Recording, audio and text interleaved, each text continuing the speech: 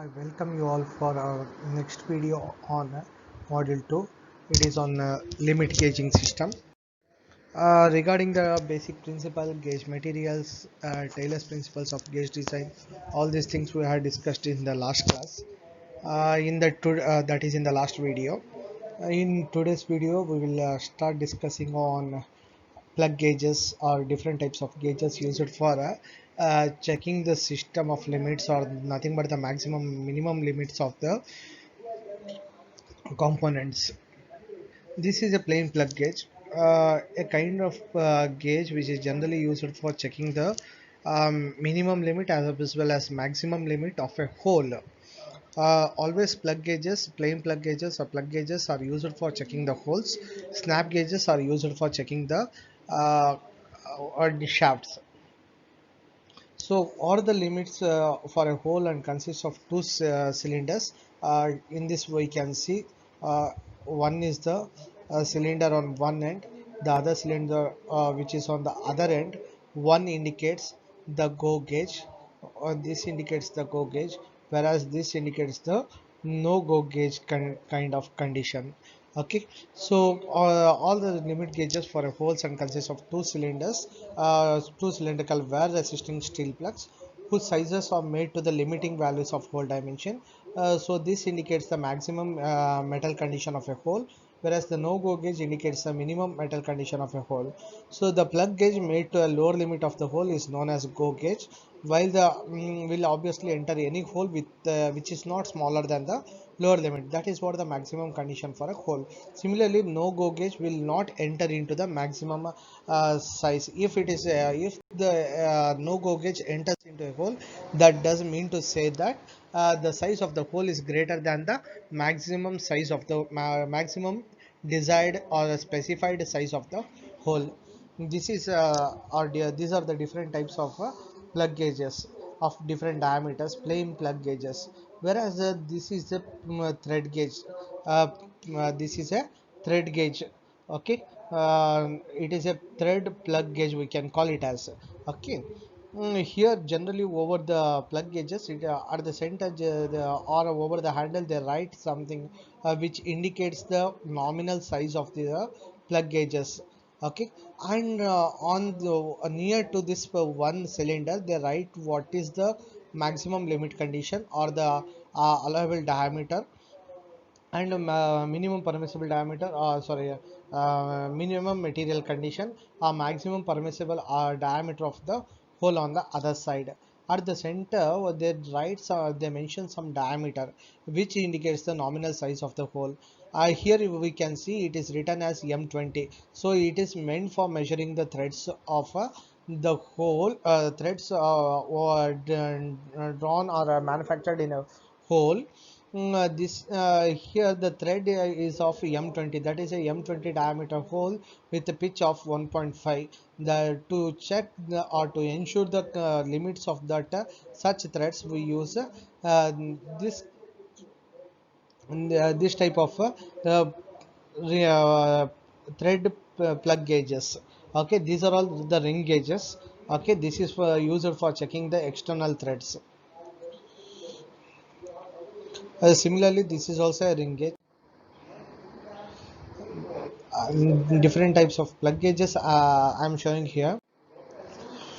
So that is a one thing where the one side it is a go gauge and the other side which is a no go gauge or a not go gauge. These are the two cylinders and this is a handle in between that. This type of gauges we call it as a double ended gauges. These are all double ended gauges. Here the plug gauges with upper limit is known as not go gauge or no go gauge, which I mentioned now, which will not enter into any hole which is smaller than the upper limit allowed. So go and no go plug gauges are either arranged at either end of a common handle, here which we can see in this figure or in the last photographs. On a common handle, on one side there will be a go gauge, on the other side there will be a no go gauge.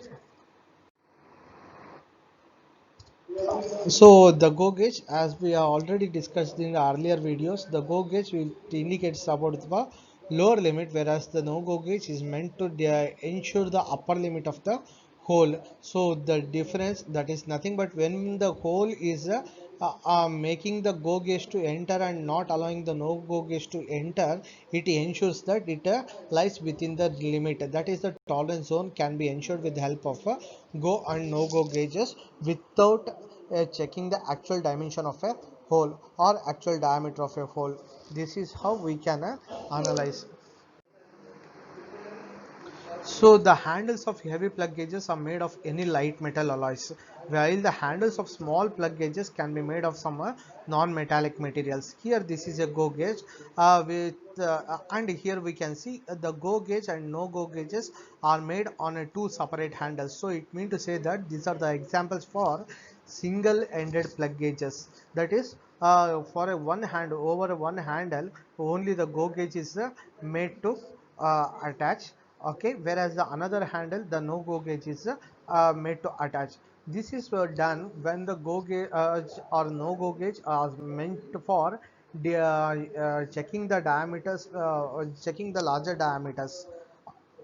That is the heavy such kind of plug gauges, we call it as a heavy plug gauges, and the handles are generally made up of a light metal alloy, so that it is very feasible to and easy for the user, while the handles of small plug gauges can be made of any some non-metallic materials. Generally, the plain plug gauges are normally double-ended for sizes up to 63 mm. If it is above 63 mm, these kind of single-ended plug gauges are being manufactured or used. For smaller through holes, a progressive form of a plug gauge is used. That is for the large holes with larger aspect ratio. In this, both go and no go gauges are on the same side, separated by a very small distance. First, the go portion is inserted into the hole. First, go gauge is inserted into the hole, and then after the full length enters into the hole, then further entry will be obstructed by the portion if no go gauge of the hole is within the tolerance limit. If the tolerance limit, that is the maximum size of the hole, is greater than the no go gauge, even the no go gauge will enter. In that case, the hole size is larger. Such holes are rejected, correct? So that's how the tolerance limits are being ensured. The go gauge will pass through the minimum size of the hole, and it will enter till the no go gauge get in contact with the entry of the hole. When the no go gauge will try to enter into the hole, it is being restricted or obstructed, so that, yeah, the tolerance limit is being further confirmed, and both are done on a single handle, but it is in a progressive form. That is, initially the no go gauge, after that there is a no go gauge. So this kind of gauges we call it as a progressive form of plug gauges.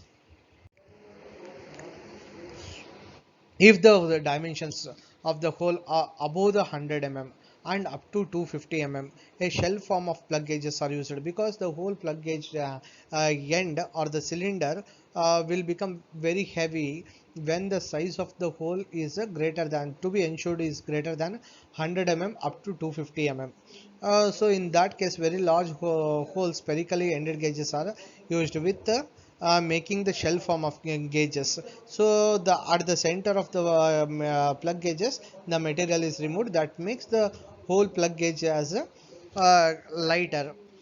So the design of this go gauge and not go gauge will be bit different compared to the other types of gauges here.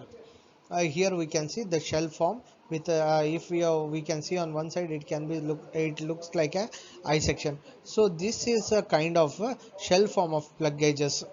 One handle, and at the end of the go gauge, or on the other separate handle, and no go gauge. So go and no go gauges are maintained on a different handles. Next is about the ring gauges. They are used to check the dimensions of the shafts, which we have seen in the previous slide. The ring gauges, they are used to check the dimensions of the shaft. They are limit gauges for gauging the shafts and are used in a similar smiley manner to that of go and no go plug gauges. A ring gauge generally consists of a piece of metal in which the whole So a ring gauge consists of a piece of metal in which a hole of the required size is being bored. There are in the forms of a ring made with wear resistant and hardened steel to about 720 HV. If we are saying in terms of Rockwell hardness, it is obviously more than 60 HRC, because the 60 HRC and above will when the metal possesses more than the 60 HRC, it possesses a very good hardness and a highly wear resistant material.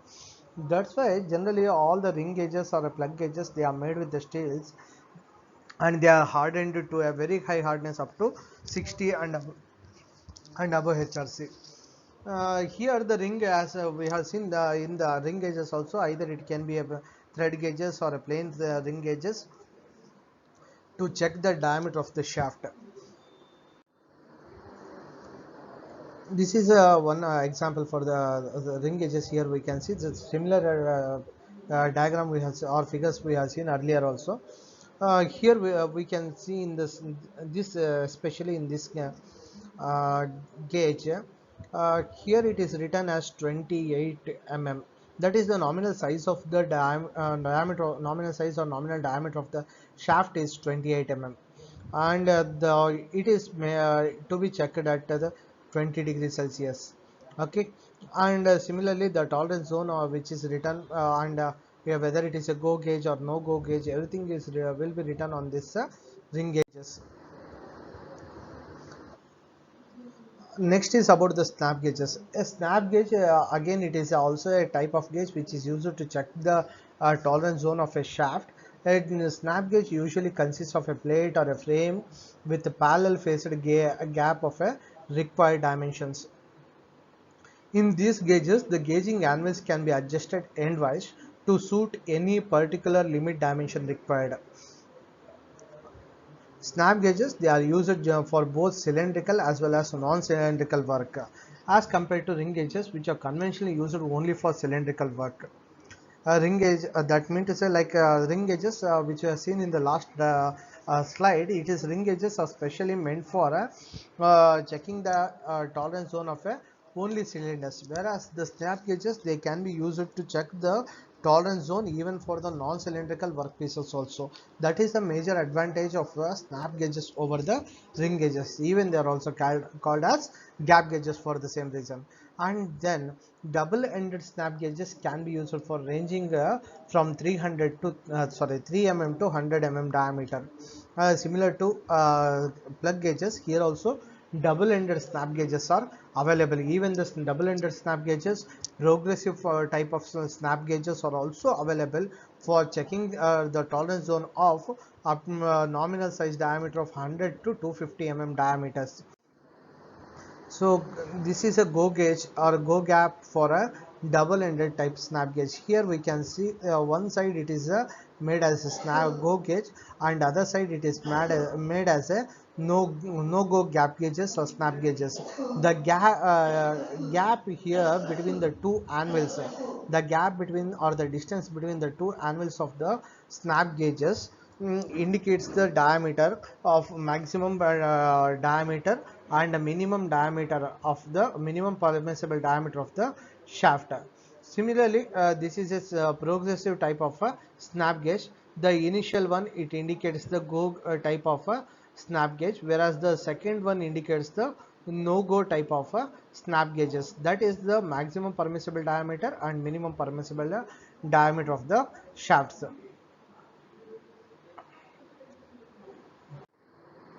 So this is about the different types of gauges that is for used for checking the tolerance zone of shaft and the holes.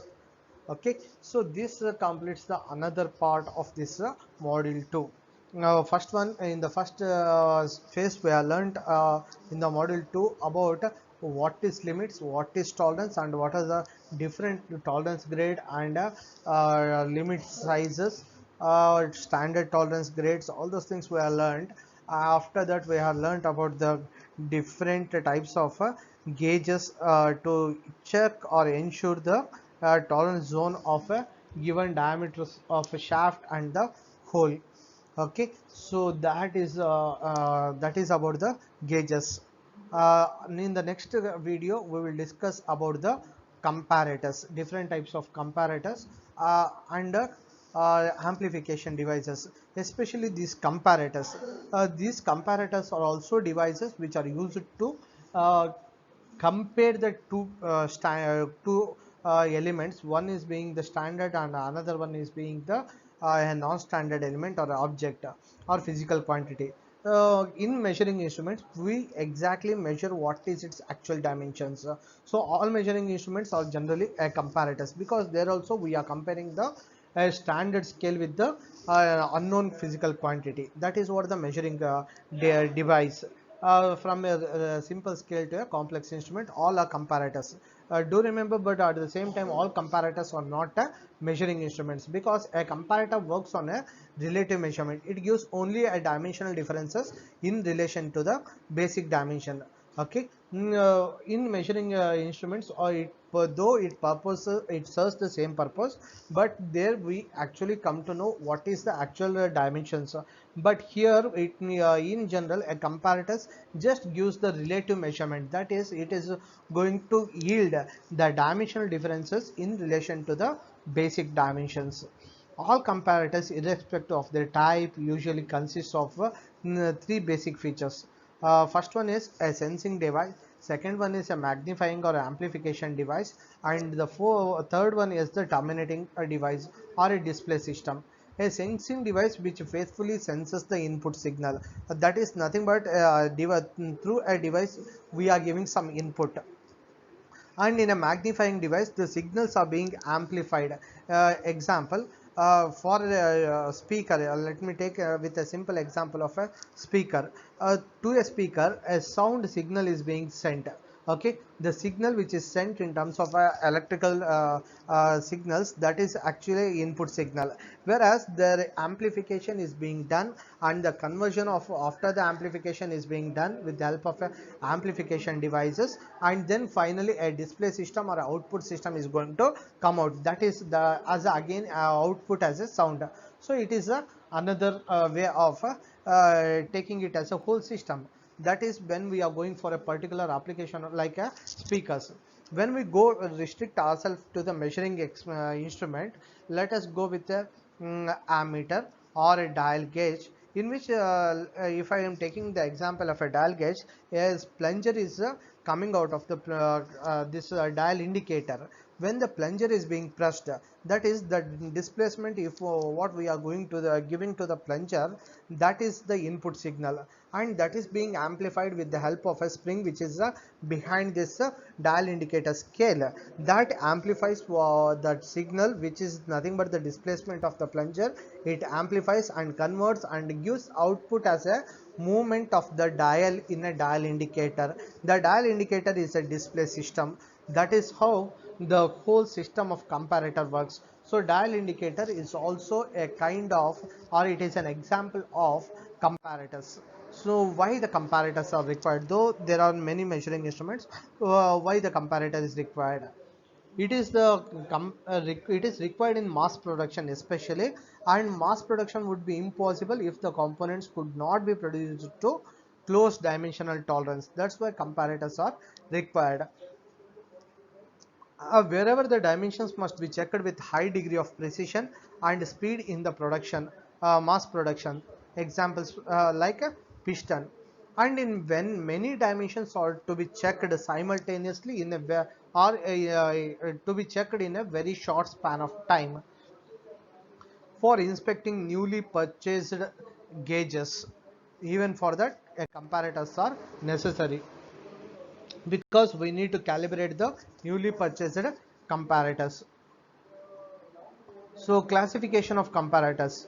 The different types of comparators is, one is mechanical comparator, second one is mechanical optical comparators, third one mechanical electrical and electronics comparators, fourth one pneumatic comparators, fluid displacement comparator, projection comparators, multi-check comparators, automatic gauging machines.